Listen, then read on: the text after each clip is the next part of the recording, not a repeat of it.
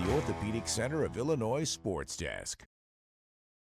Another busy day of sports here in Central Illinois. Volleyball, that takes the spotlight here as we are just one sleep away from the start of high school football postseason. But tonight, the focus is on the Hardwood Regional Finals starting in Lincoln.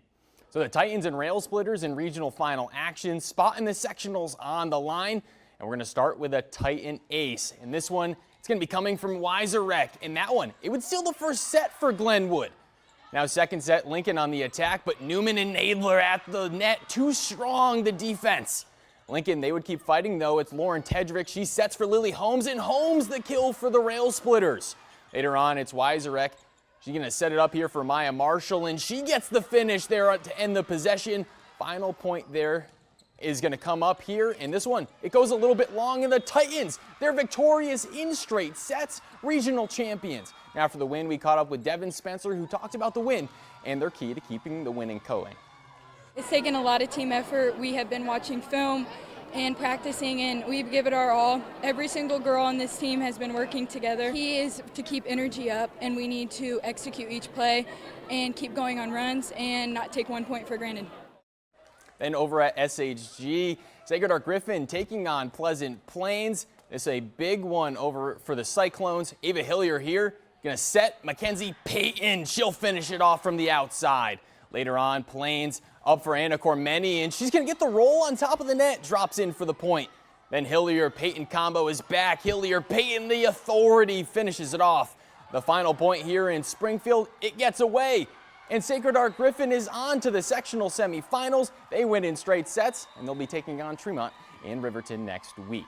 Now looking at some other results here from the night, Taylorville, they beat Rochester in straight sets, while Mahomet Seymour, they do the same over Champaign Central. Finally, Maroa Forsyth, they grab a win in a regional final as well. On to the sectional semifinals for all three of those programs.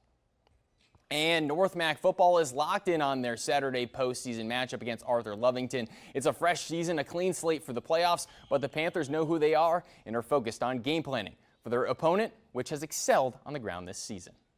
Like you said, we know who we are by now. You know, we know what our strengths are, our weaknesses. You know what we can take advantage of, what we need to work on. So it really becomes, not that it isn't during the season, but it really is opponent specific. You know, definitely their running backs. The running backs have definitely shown a great potential, and they've got two big offensive tackles that we're really keying on, who also play both sides of the.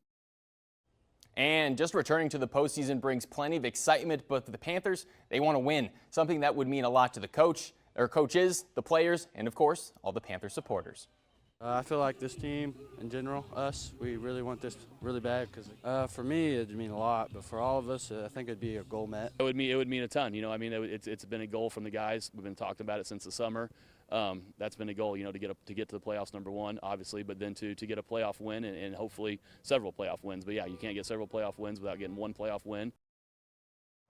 And tomorrow, the postseason for football gets going. Not as many games as Saturday, but still some big ones, including Sacred Heart Griffin traveling to take on Mahomet Seymour. The Bullets, your Sangamo Conference champions, hosting Carlinville. Peoria Notre Dame, they take on Rochester. And Shelbyville, they hit the road to take on Pena. All of those games at 7 p.m. So we were heavy on soccer yesterday, back to volleyball today, and we return to football tomorrow and Saturday with a little soccer in there as well. So watch out for that. But for now, that's just for sports. I'm Sammy St. Jean.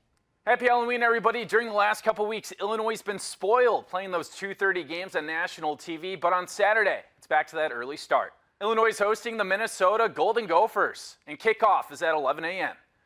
Illinois fans have been packing Memorial Stadium all year, and Illinois head coach Brett Bielema is asking the fans to keep on coming.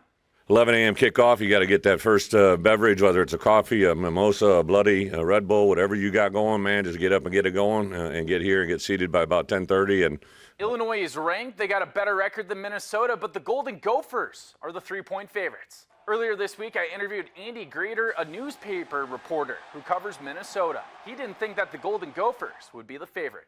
I was kind of surprised by that, just given the fact that Illinois has only 2 losses, and both of them are to top 5 teams. That said, I think that the Gophers are playing really, really well. I wouldn't be surprised if they're able to go in there and come out with a win. And this week, I did a podcast previewing that Minnesota game. You can find it on Fox Illinois or the News Channel 20 YouTube page or website. And the high school playoffs is kicking off, and a Central Illinois team is hungry to bring home its first state title since the 1970s. The Mahomet Seymour Bulldogs are 7-2 in the 3 seed in the 5A playoff bracket. and they're looking to avoid last season's heartbreak, losing in the first round of the playoffs. Facing Sacred Heart Griffin on Friday night. Yeah, more focused, more effort, more energy, more excitement to be in the playoffs, and then not taking anything for granted. Again. But for now, that's all, folks. And be sure to tune in at Fox Illinois at 9 tonight and hear an update on Illinois' injury situation before Minnesota. I'm Carson Gordy. I'll see you later. Thanks for watching. Stick around by subscribing today and don't miss a single video.